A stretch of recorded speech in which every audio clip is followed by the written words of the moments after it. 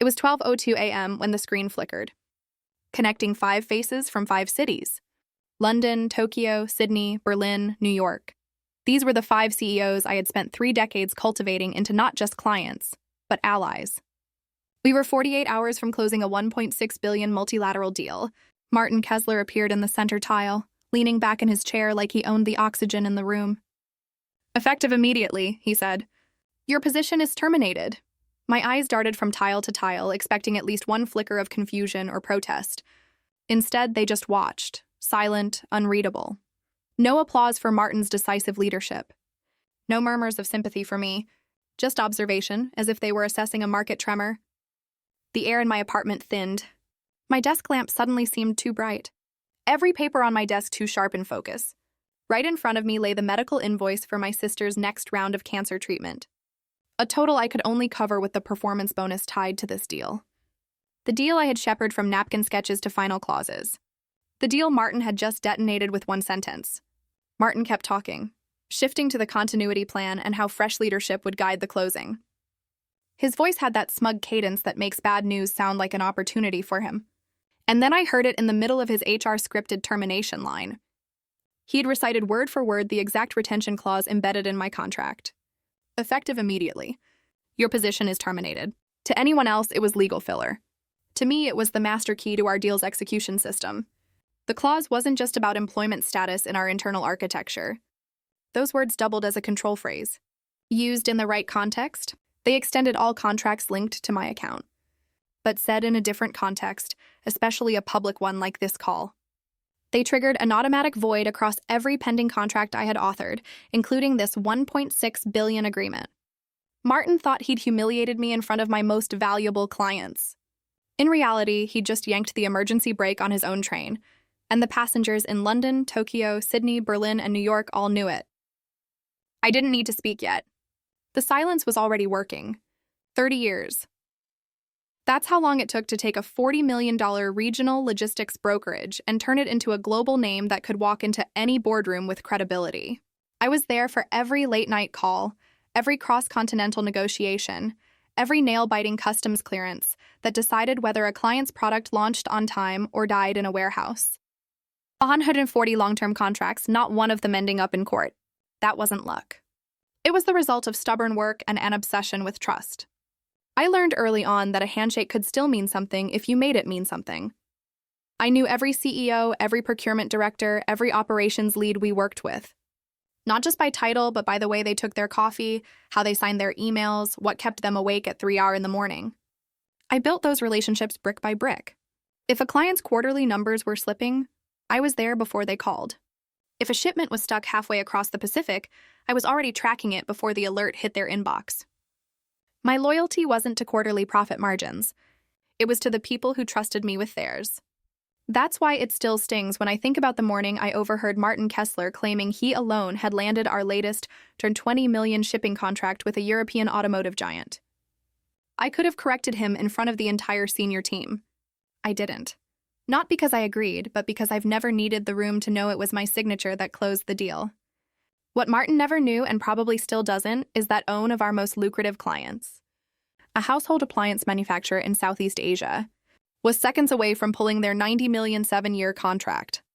Their CEO had called me personally, voice shaking, to say he couldn't focus on the negotiations because his teenage son had been arrested abroad. Within hours, I had an attorney from my own network on a flight to that city. I stayed up all night coordinating embassy calls and arranging private transport for the boy when he was released. The contract was signed 2 days later. No public thanks, no bonus, just a quiet word from their CEO. "You saved more than my business." That deal still accounts for nearly 8% of the company's revenue. The kind of figure Martin brags about in shareholder meetings without ever understanding how close it came to disappearing. I'm proud of what I built, but pride tastes different when you know the credit has been repackaged, sold, and claimed by someone who would have let it all burn if it didn't fit neatly into a quarterly report. It's a strange mix. Standing in the shadow of your own work, still holding your head high, knowing the truth doesn't need to be spoken to be permanent. Martin had always been the kind of leader who believed in winning fast, even if it meant skipping the work that made a win sustainable. To him, process was a nuisance, caution was weakness, and due diligence was for people who couldn't close. I'd spent my career doing the opposite, building stability by honoring every step, every agreement, every person involved. That difference had been simmering between us for months, and now it was reaching a boil. I still remembered the last major meeting we attended together, a high-profile presentation to one of our oldest and most lucrative clients, Martin. In his eagerness to impress, cut the assessment phase entirely. He went straight into promising delivery dates and discount structures without verifying if their back-end systems could even handle the integration.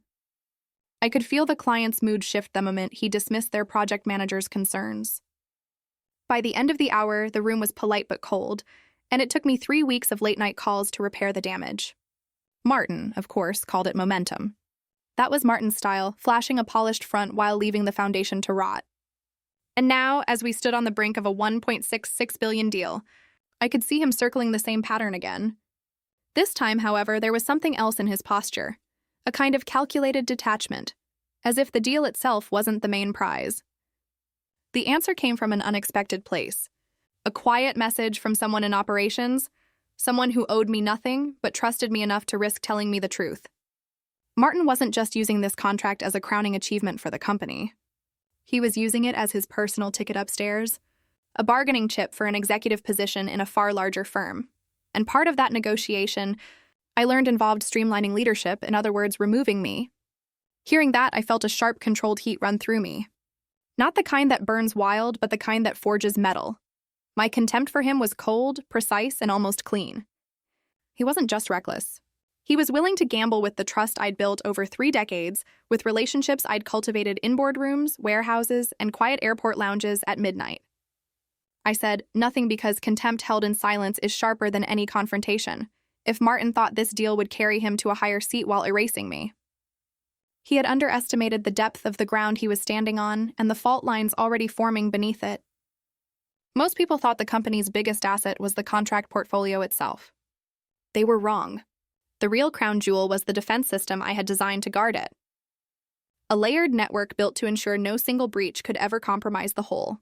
Each contract's data was split into 5 encrypted segments, each stored independently with one of our top 5 clients. Even if someone accessed one segment, it was useless without the other 4. Every year, the system required a renewal process, an authentication sequence only I could complete. It wasn't a password you could guess or a code you could steal. It was a phrase, a living sentence that had to be spoken in the exact cadence and context I had set when the system was born. The words were meaningless on their own, but to the right listener in the right moment. They unlocked the bridge between all 5 clients' data vaults. Martin had never liked that level of control being in my hands. He once joked during a board dinner that the system was part Fort Knox, part fairy tale. But I noticed how often his humor circled back to it, how carefully he listened when I handled renewals. It told me one thing. He wanted access without me.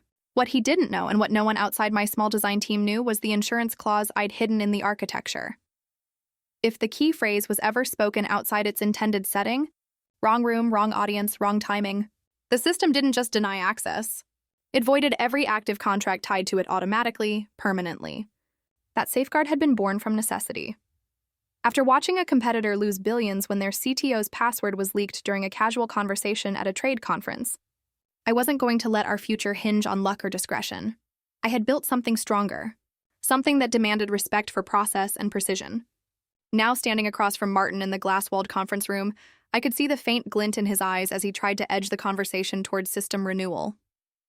He thought he was subtle. He wasn't. I matched his pace, answered just enough to keep him thinking he was in control, all while guiding the conversation into harmless channels. Quiet control isn't about winning the moment. It's about making sure the moment never becomes dangerous. Martin didn't realize it yet, but the closer he got to the key, the more he was tightening the lock himself. Martin stood at the head of the long walnut conference table, his reflection crisp in the polished surface. 5 CEOs, each representing contracts worth hundreds of millions, sat evenly spaced along its length. They were men and women used to controlling boardrooms, but today their eyes tracked him with the same quiet calculation they might use on a volatile stock. Effective immediately, Martin announced, voice swelling with the confidence of someone who believed the room was already his. There will be a change in personnel leadership for your accounts. Tessa will no longer be your primary liaison. I will be taking over all strategic negotiations moving forward.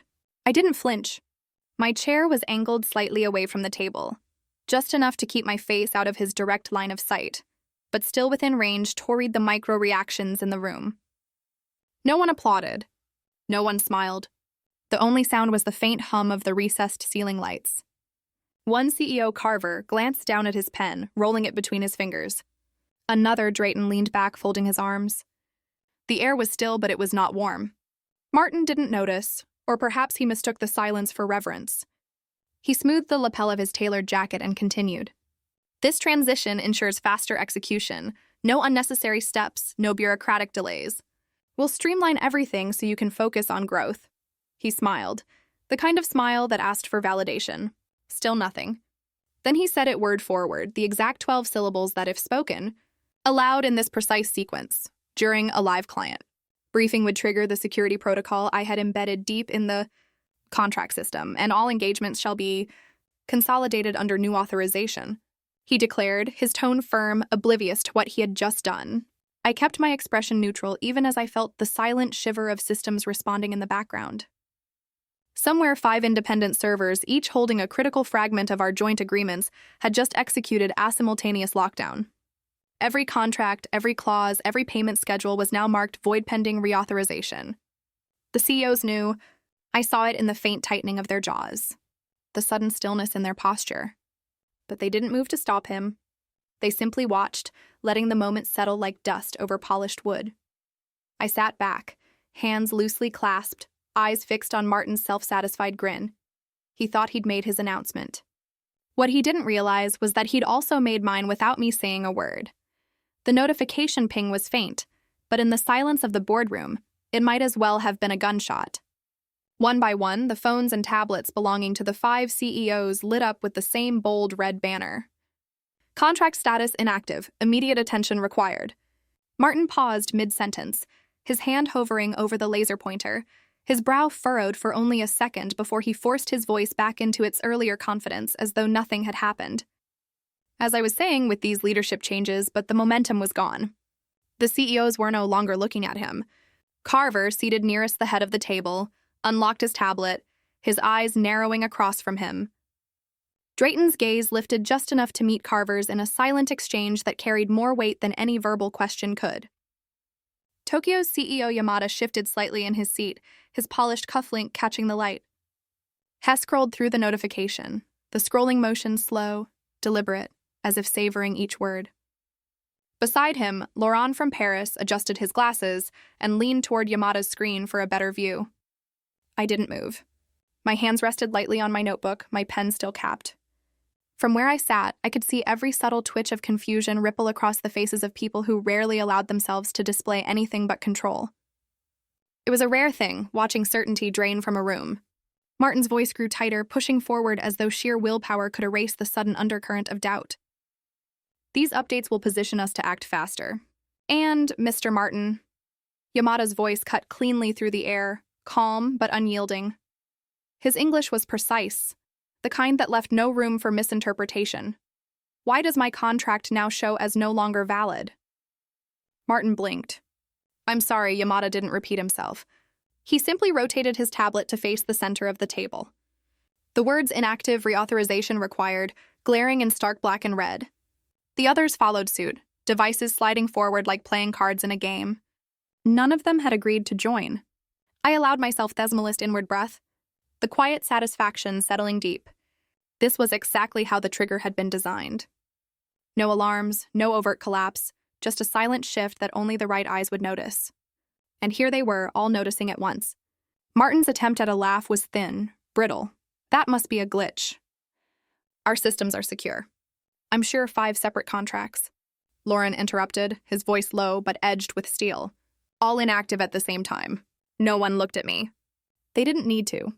The silence had its own direction, and it was pointing away from Martin. I kept my eyes on the tabletop, letting the hum of the air conditioning fill the space between their questions and his scrambling answers. This was their moment to confront him, not mine to take credit. The satisfaction wasn't in being seen. It was in knowing the right people had just realized something very wrong had happened and that I was the only one who could fix it. Martin stood at the polished mahogany podium, his voice carrying through the packed press room like he'd just saved the company from the brink. The technical issue has been fully resolved, he announced, pausing just long enough for cameras to flash and microphones to crowd closer. All contracts remain intact. Our clients can rest assured there is no threat to the integrity of our agreements. The words rolled off his tongue smoothly, rehearsed to perfection. Around the room, journalists scribbled notes, a few nodding as if they'd just been fed the headline they'd been waiting for. Behind them, screens displayed looping B-roll footage of smiling employees and bustling offices as though the crisis had never existed. Back at headquarters, the ripple effect was immediate. Traders who had been dumping shares all morning slowed their sell-offs. The market's heart rate, measured in tickers and graphs, began to steady. Inside the building, staff who had been bracing for layoffs let out visible sighs. Conversations that had been whispered now grew louder, carrying hints of cautious optimism. Someone even uncorked a bottle of champagne in the marketing department, its muted pop echoing faintly down the hall. I watched it all from the glass-walled mezzanine, leaning against the railing as if I had nowhere more important to be from here. I could see their relief settling in like a warm blanket, keyboards clattering again, phones ringing, shoulders relaxing. They believed him. They actually believed him. But I knew better. Martin's solution wasn't a solution at all. It was a simulation, a shell program designed to mimic contract verification without ever touching the actual legal framework. It could trick the system into displaying a green active status, sure, but under every jurisdiction that mattered. Those agreements were still dead. In the eyes of the law, they might as well have been printed on blank paper. He'd bought himself time, nothing more. From my vantage point, I could see him exiting the press room, shaking hands with board members who looked as if they just dodged a bullet. The Tokyo CEO, one of the 5 who had been in that room when Martin triggered the deactivation phrase, stood a few steps back, his expression unreadable. Our eyes met for the briefest moment across the lobby's polished expanse. I wondered if he suspected the same truth I carried. Down below, a group of junior analysts laughed nervously, passing around a tablet with the market's rebound graph on display. "We're back," one of them said, relief dripping from every word.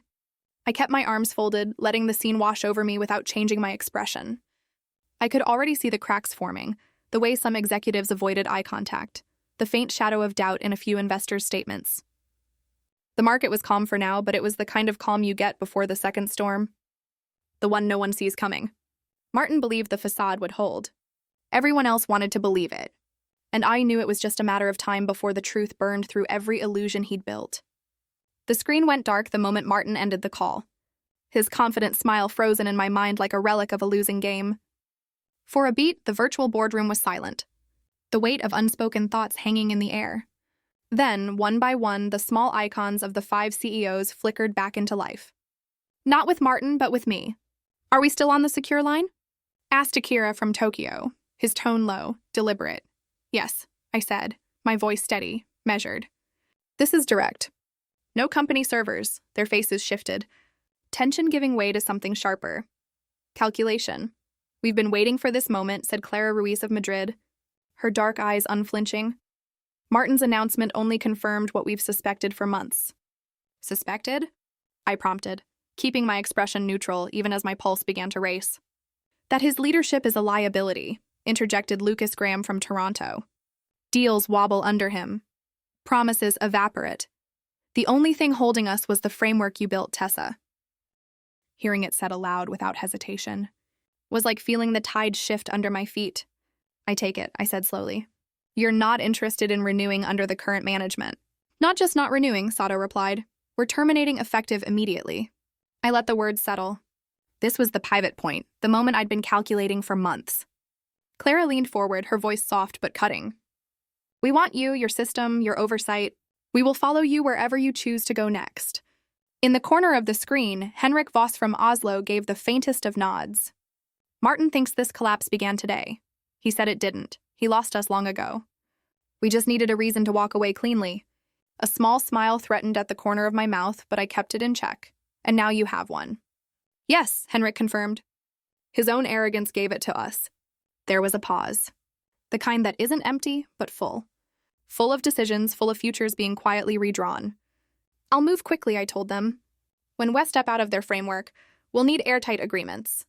My structure will give you security Martin can't offer. Send us the draft," Clara said. "We'll sign within the week." It was almost anticlimactic how cleanly the shift occurred. One moment I was the woman they thought had been cast aside. The next I was the gravitational center pulling them into a new orbit. As the call ended, their trust lingered in my ears like a pulse. The power wasn't just back in my hands. It had been there all along, waiting for the right fracture in Martin's facade. And now the break was wide open. This was no longer his game. It was mine. The news broke faster than I expected. By the next morning, every major business outlet had the same headline splashed across its homepage. Billion-dollar deal collapses overnight. Marquette Systems in crisis. Television anchors analyzed charts showing the company's stock plunging in real time, each tick downward, sending a visible shiver through the market. Within hours, it had lost nearly a third of its value. I sat at my kitchen table, coffee in hand, scrolling through the coverage as if it were any other morning. The photo chosen by most outlets was perfect. Martin, jaw tight, sweat glistening under the conference lights from yesterday's press appearance, declaring the system was fully functional just hours before the contract self-destructed. Inside the company, panic had replaced the false sense of relief. I heard from a former colleague that shareholders were in uproar, demanding emergency meetings. Employees who had exhaled only yesterday were now holding whispered conversations in hallways, trying to calculate how many layoffs might come before month's end. The media was merciless. Article after article dissected Martin's leadership style, calling it reckless, arrogant, and dangerously out of touch with the technology that had once made the company a market leader. Analysts replayed his words from the press conference, comparing them to the legal reality of the contracts now void. Commentators didn't just question his competence, they named him as the root cause of the disaster. And then came the twist I'd been waiting for. Late that afternoon, a special statement from the board of directors hit the wire. The phrasing was cold, legal, and deliberate. The board has determined that Mr. Martin Ellsworth bears direct responsibility for the damages incurred due to breach of contract and will be held personally liable for compensation to affected partners. I read it twice, letting the words sink in. This wasn't just professional embarrassment. This was financial ruin, the kind no PR spin could erase. The same man who once sat across from me, dismissing my warnings with a smirk, now faced the prospect of paying personally for the collapse he tried to pretend would never happen. No one would know I was smiling as I closed my laptop. There was no need to gloat publicly, no need to send a message. The satisfaction came in silence, in knowing the sequence of events had unfolded exactly as it needed to. Justice didn't always roar. Sometimes it whispered in the space between breaking news alerts and the quiet sip of coffee at your own kitchen table. 3 months later, I was standing in the corner office of my own firm, a consultancy bearing my name on the frosted glass. It wasn't just the physical space that felt different. It was the air. No more walking on eggshells. No more watching someone else take credit for my work. No more worrying about whether the next boardroom meeting would be my last. The transition had been quicker than I imagined. Within weeks of leaving Marquette Systems, all 5 of my former major clients reached out. They had read the headlines, connected the dots, and decided they'd rather place their trust in the person who had built the system than the one who had destroyed it. Negotiations were straightforward, mutually respectful, free of the undercurrents that had poisoned my old office. Each contract was signed under my terms, with my rates, and with clauses ensuring my intellectual property remained mine. Financially, the difference was staggering. I was earning more than I ever had. But the real wealth came from ownership. The knowledge that every project I completed carried my name, my signature, my vision, and for the first time in years, I was treated as more than a replaceable cog. Clients valued my judgment.